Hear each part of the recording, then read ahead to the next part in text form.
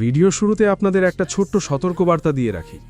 আজ আমরা এমন এক ডংহুয়া নিয়ে কথা বলতে যাচ্ছি যেখানে ভায়োলেন্স আর রক্তপাত কোনো সাধারণ বিষয় নয়। এটি এমন এক জগৎ যেখানে টিকে থাকতে হলে আপনাকে হয় শিকারী হতে হবে, না হলে অন্য কারো শিকার। প্রথম দু একটা এপিসোড দেখে হয়তো আপনার মনে হতে পারে গল্পটা একটু ধীর গতির বা বোরিং, কিন্তু বিশ্বাস করুন, একবার যদি এই গল্পের গভীরে আপনি ঢুকে যান, আপনি এর পাগল ফ্যান হয়ে যেতে বাধ্য। কারণ এখানে কোনো সুপার হিরো নেই, এখানে আছে এক সাধারণ ছেলের প্রতিশোধের আগুন, যা পুরো মহাবিশ্বকে জ্বালিয়ে ছারখার করে দেবে। আজ আমরা দেখব কিভাবে এক তুচ্ছ কাঠমিস্ত্রির ছেলে, যাকে সবাই অবহেলা করেছিল, সেই একদিন হয়ে উঠল কাল্টিভেশন জগতের সবচেয়ে বড় ত্রাস। তৈরি হয়ে যান রেনেগেড ইমমর্টাল বা ওয়াং লিনের সেই বিধ্বংসী যাত্রা দেখার জন্যে। তো শুরুতেই আমাদের নিয়ে যাওয়া হয় 1000 বছর আগে, যেখানে তিয়ান্নি পার্ল নামক এক রহস্যময় এবং শক্তিশালী মুক্তাকে কেন্দ্র করে শুরু হয় মহাযুদ্ধ। এই অমূল্য সম্পদটি একসময় উচ্চতর জগৎ থেকে হারিয়ে গিয়ে পৌঁছায় সুজাকু রাজ্যের শ্রেষ্ঠ যোদ্ধা সিতুনানের হাতে। আর এই একটি মুক্তাই বদলে দেয় পুরো অমর জগতের ইতিহাস। সিতুনানকে 3 জন এল্ডার মিলে আক্রমণ করছিল এবং তার কাছ থেকে ওই মুক্তাটা নিতে চাইছিল। সিতুনানও তাদের আক্রমণ করে, কিন্তু তাদের 3 জনের সাথে সে পেরে উঠছিল না। এরপর সে তার বডিকে ব্লাস্ট করার সিদ্ধান্ত নেয়। এর ফলে 3 জন এল্ডার এটা দেখে ভয় পেয়ে যায়। এই ব্লাস্টের ফলে সিতুনানের সোল ওই পিলের ভিতর চলে যায়। এরপর সিন বর্তমানে চলে আসে এবং গল্পের মূল নায়ক ওয়াং লিনকে দেখতে পাই। তার পিতা ওয়াং তিয়ানশু এবং মাতাকে দেখতে পাই। ওয়াং লিনের বাবা মা মূলত গ্রাম্য কারিগর ছিলেন। তাদের প্রধান কাজ ছিল কাঠের খোদাই এবং আসবাবপত্র তৈরি করা। ওয়াং লিনের বাবা যখন তার পড়াশোনার বিষয়ে জিজ্ঞেস করছিলেন, তখন তাদের বাড়িতে ওয়াং লিনের বড় চাচা প্রবেশ করে কাঠের তৈরি জিনিসপত্র লুট করতে থাকে এবং তাদের ঋণের কথা মনে করিয়ে দেয়। ওয়াং লিনের পিতা তার ভাইয়ের কাছে হাঁটু গেড়ে বসে এগুলো নিতে বারণ করে। তখন ওয়াং লিন তার বাবা মাকে ধরে বলে, হাঁটু গেড়ে বসে আমার ভবিষ্যৎ নির্ধারণ করা যায় না। ওয়াং লিনের চাচা তাদের ঋণ পরের মাসে পরিশোধ করে দিতে বলে চলে যায়। ওয়াং লিনের বড় চাচা চলে যাওয়ার পর তার পিতামাতা ঋণ এবং ওয়াং লিনের পরীক্ষার খরচ নিয়ে খুব দুশ্চিন্তা করছিলেন। ঠিক এমন সময় সেখানে ওয়াং লিনের মেজো চাচা এসে উপস্থিত হন। ওয়াং লিন তাকে ওয়াইন পান করতে দিলে তিনি বলেন, আমি এবার ফিরে এসেছি খুব গুরুত্বপূর্ণ একটি কাজের জন্য। তিনি জানান, আমাদের ঝাও সাম্রাজ্যের অমর চাষিদের বা কাল্টিভেটরদের একটি প্রধান সম্প্রদায় হল হেং ইউএস সেক্টর। বর্তমানে সেখানে নতুন শিষ্য নিয়োগ করা হচ্ছে এবং এই ট্রায়ালে আমাদের ওয়াং পরিবারের জন্য 3টি কোটা বা সুযোগ আছে। তিনি ওয়াংলিনকেও সেখানে যোগ দিতে বলেন। প্রথম দিকে ওয়াংলিনের পিতামাতা এতে রাজি হচ্ছিলেন না। তখন ওয়াংলিন তার পিতামাতার সামনে হাঁটু গেড়ে বসে বলল, আমি কোনোদিন আপনাদের কথার অবাধ্য হইনি, কিন্তু আজ আমাদের পরিবারের অবস্থা ভালো না। আমি আর আপনাদের কষ্ট দেখতে পারবো না। আমি আমার সেরাটা দিয়ে চেষ্টা করব। ওয়াংলিনের মেজো চাচাও কথায় সম্মতি জানান এবং অবশেষে তার বাবা মা রাজি হন। সিন চেঞ্জ হলে আমরা দেখতে পাই ওয়াংলিনের পিতামাতা তাকে হেং ইউএস সেক্টরে পৌঁছে দিচ্ছেন। তখন তার পিতা আক্ষেপ করে বলেন, আমাকে একসময় এই প্রাসাদ থেকে বের করে দেওয়া হয়েছিল। আমি কখনোই ভাবিনি যে আবার এখানে ফিরে আসব।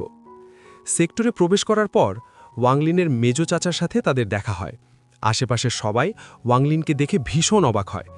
বিশেষ করে মেয়েরা তো বলছিল, ওয়াংলিন তো ছোটবেলা থেকেই অনেক স্মার্ট। মানে বুঝতেই পারছেন, মেইন ক্যারেক্টার বলে কথা। তবে আপনাদের একটা কথা বলে রাখি, ওয়াংলিনের চেহারা কিন্তু পরে বদলে যায়। সেটা কিভাবে হয় তা আপনারা পরের পার্টগুলোতেই দেখতে পাবেন। তো যাই হোক, এরপরে আমরা ওয়াংলিনের 2 চাচার ছেলেকে দেখতে পাই। বড় চাচার ছেলে ওয়াংলিনকে ভীষণ হিংসা করত এবং তারা সামান্য কাঠের কারিগর বলে তাকে বারবার অপমান করতে থাকে। এমন সময় স্লটে করে হেং ইউএস সেক্টরের একজন ডিসাইপেল আসে। সবাই তাকে গ্রিট করে।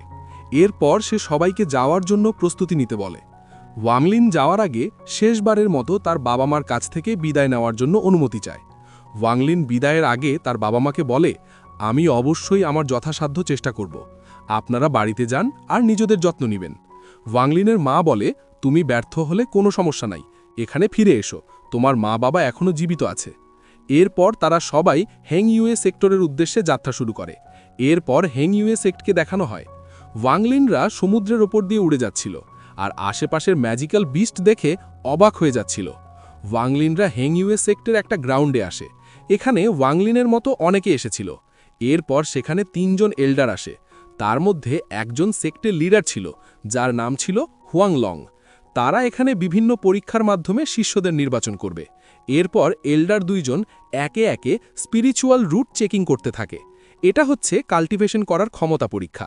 এই পরীক্ষায় অনেকেই বাদ পড়ে যাচ্ছিল, কিন্তু যখন ওয়াংলিনের বড় চাচার থিলের পালা আসে, তখন সে সহজেই পরীক্ষায় উত্তীর্ণ হয়। কিছুক্ষণ পর ওয়াংলিনের সময় আসে। তার কাল্টিভেশন করার ক্ষমতা পরীক্ষা করা হয়, কিন্তু সেও বাদ পড়ে যায়।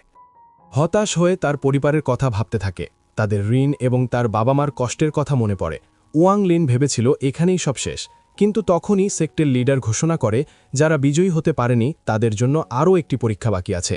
আর সেটা হলো জিয়াং পর্বতে সূর্যাস্তের আগে সিঁড়ির শীর্ষে পৌঁছাতে পারলে সে একজন নিবন্ধিত শিষ্য হতে পারবে। আর যে এই সিঁড়িতে বিপদে পড়বে সে সাহায্যের জন্য চিৎকার করলেই তাকে সাহায্য করা হবে এবং সে বাদ পড়ে যাবে। এরপর সবাই শিকড়ের উপর দিয়ে উঠতে থাকে। ওঠার সময় কারো কারো শরীরে আগুন ধরে যাচ্ছিল, কেউ পড়ে যাচ্ছিল, কেউ বিদ্যুতের শক খেয়ে পড়ে যাচ্ছিল। তারা বাঁচার জন্য চিৎকার করলে ডিসাইপালরা তাদের বাঁচিয়ে নেয়।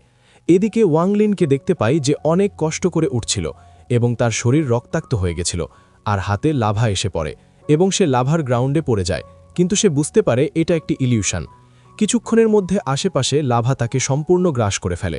এভাবেই ওয়াংলিন শেষ হয়ে যায়। আরে না, এভাবে কি করে শেষ হতে পারে? আসলে সবকিছুই ছিল একটা ইলিউশন। এই আগুন, বজ্রপাত, পানি কিছুই সত্যি ছিল না। এই মায়াটাই ছিল একটা পরীক্ষা। অবশেষে আমরা ওয়াংলিনকে দেখতে পাই যে একদম পাহাড়ের উপরে উঠে যায়। ওয়াংলিনের সামনেই ছিল হেং ইউএস সেক্টরের প্রধান গেট। সেখানে যাওয়ার জন্য কোনো পথ ছিল না। ওয়াংলিন মনে মনে তারা আধ্যাত্মিক শক্তিকে জাগ্রত করে সামনে অগ্রসর হয়। এর ফলে ইনভিজিবল সিঁড়ি তৈরি হয় এবং সামনে এগোতে থাকে। সে প্রায় পৌঁছে গেছিল, কিন্তু তখন সামনে একটা ইনভিজিবল দেওয়াল চলে আসে। ওয়াংলিন ভেবেছিল তাকে হয়তো প্রত্যাখ্যান করা হয়েছে। তখন সে নিরুপায় হয়ে দেওয়ালে আঘাত করতে থাকে। এমন সময় দেওয়ালের ওই পাশ থেকে একটি আওয়াজ ওয়াংলিনকে বলছিল, আপনার হৃদয় আন্তরিক, কিন্তু রাস্তা নির্মম, বৃথা, সবই বৃথা। ওয়াংলিন দুঃখে কষ্টে ফিরে যাচ্ছিল। তখনই আবার পিছে ঘুরে সেই ইনভিজিবল ওয়ালটি পার হতে যায়, কিন্তু একটা এনার্জি তাকে ছুঁড়ে ফেলে দেয়। এরপর আমরা দেখতে পাই ওয়াংলিন সিতুনানের কাছে। সিতুনান ওয়াংলিনকে বলে, তুমি এসেছ, দিনটি শেষ পর্যন্ত এসে গেছে। তো এই ছিল ফার্স্ট এপিসোড। আর একটা কথা, ওয়াংলিন কিভাবে সেই পিলটা খুঁজে পায় এটা কিন্তু দেখানো হয়নি। এটা নভেলে দেওয়া আছে। যারা এই পর্যন্ত দেখছ তাদের অসংখ্য ধন্যবাদ। পরের এপিসোড দেখতে চাইলে এক্ষুনি সাবস্ক্রাইব করো, আর একটা করে লাইক দিও। অনেক কষ্ট করে ভিডিও বানিয়েছি। Good bye.